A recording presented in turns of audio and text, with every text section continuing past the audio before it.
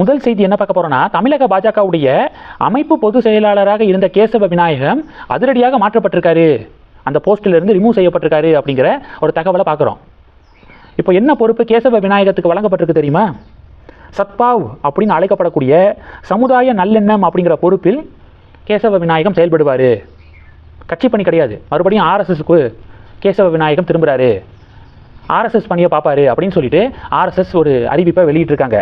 சமுதாய நல்லெண்ணம் அப்படிங்கிற பொறுப்பில் கேசவ விநாயகம் செயல்படுவார். அதுபோக வட தமிழ்நாட்டின் ஆர்எஸ்எஸ் உடைய மாநில செயற்குழு உறுப்பினராகவும் செயல்படுவார் அப்படின்னு அதிகாரப்பூர்வமாக அறிவிக்கப்பட்டிருக்கு. இது சம்பந்தமாக கேசவ விநாயகம் அவர்கள்ட்ட செய்தியாளர்கள் கேள்வி கேட்கும்போது, ஆர்எஸ்எஸ் அலுவலகத்தில் நடந்த மீட்டிங்க்கு பிறகு கேசவ விநாயகம் புறப்படுறாரு. அப்போ செய்தியாளர்கள் கேள்வி கேட்குறாங்க. கேசவ விநாயகத்துடைய ஃபேஸு பயங்கர அப்செட்டில் இருந்ததை மட்டும் புரிஞ்சிக்க முடிஞ்சிச்சு. அதிருப்தியாக இருந்த மாதிரி தெரிஞ்சிச்சு அவருடைய ஃபேஸ் ரியாக்ஷன். கடந்த 11 வருடங்களாக தமிழக பாஜகவுடைய மாநில அமைப்பு பொதுச் செயலாளராக கேசவ விநாயகம் இருந்து வந்தார். நேற்று ஆர்எஸ்எஸ் தலைவர்கள் உடனான மீட்டிங்கில் அண்ணாமலை திட்டவட்டமாக கேசவ விநாயகத்தை போஸ்டிங்கிலிருந்து நீக்கணும், அந்த பொறுப்பிலிருந்து மாற்றிட்டு வேறு புதியவரை உள்ளே போடணும் அப்படின்னு சொல்லிட்டு அண்ணாமலை தரப்பு திட்டவட்டமான ஒரு டிமாண்டை முன் வச்சுருக்காங்க. அண்ணாமலையுடைய இந்த டிமாண்டை ஏற்று இப்போது பாஜகவுடைய மாநில அமைப்பு பொதுச் செயலாளர் பதவியிலிருந்து கேசவ விநாயகம் நீக்கப்பட்டிருக்காரு அப்படிங்கிற செய்திகள் வலம் வந்துக்கு இருக்கு. அண்ணாமலை கிட்ட இது தொடர்பாக செய்தியாளர்கள் கேள்வி கேட்டிருக்காங்க. அண்ணாமலை என்ன சொல்லியிருக்காருன்னா, ஆர்எஸ்எஸ் அலுவலகத்தில் செய்தியாளர்களை சந்திக்கக்கூடாது அப்படிங்கிற விதி இருக்குது, அதனால வேறு இடத்துல இது சம்மந்தமாக பேசலாம் அப்படின்னு சொல்லிட்டு அண்ணாமலை அங்கேருந்து புறப்பட்டுட்டாரு. கேசவ விநாயகம் என்ன சொல்கிறாரு, நான் ஆர்எஸ்எஸ் உடைய தொண்டன், மாற்றம் அப்படிங்கிறது இயல்பானது தான் அப்படின்னு சொல்லிட்டு கேசவ விநாயகம் விளக்கம் கொடுத்துருக்காரு.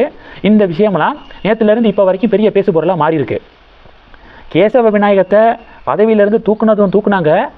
தமிழக பாஜகவுடைய பல நிர்வாகிகளுக்கு பயங்கர சந்தோஷம், உள்ள மனசுக்குள்ளேயே வச்சுக்கிட்டு இருந்திருப்பாங்க போல.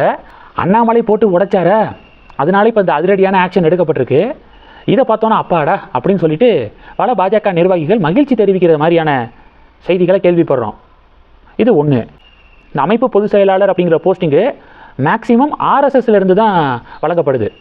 ஆர்எஸ்எஸ்காரங்க தான் அந்த பதவிக்கு வர முடியும். அதன் அடிப்படையில் கூடிய விரைவாக புதிய நபர் தேர்ந்தெடுக்கப்பட இருக்காரு, நியமனம் செய்யப்பட இருக்காரு. இது ஒன்று. ரெண்டாவது, சுப்ரீம் கோர்ட்டு தரமான சம்பவம் பண்ணியிருக்கு. இண்டி கூட்டணி ஆட்சி செய்யக்கூடிய பல மாநில அரசாங்கங்கள் சுப்ரீம் கோர்ட்டுக்கு போகிறாங்க, எஸ்ஐஆரை பேன் பண்ணணும் அப்படின்னு சொல்லிட்டு உச்சநீதிமன்றத்துக்கு போகிறாங்க.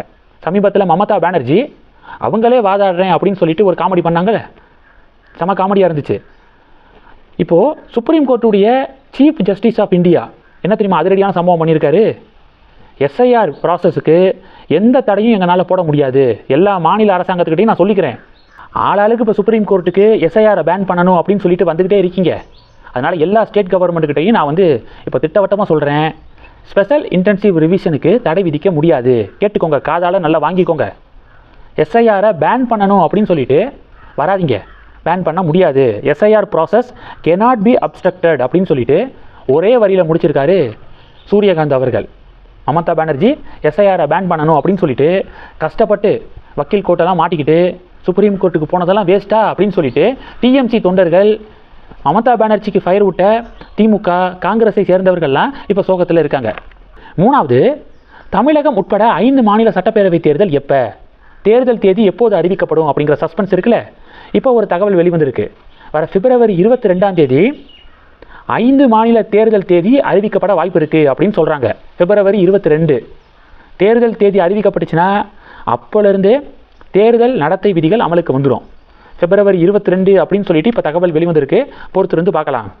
இந்த செய்திகளை பற்றி உங்களுடைய பார்வைகளை மறக்காமல் கமெண்ட் பண்ணுங்கள். தொடர்ந்து கனெக்டில் இருங்க, அடுத்தடுத்து நிறையா பதிவுகளை பார்க்க போகிறோம். நன்றி, ஜெய் ஹிந்த்.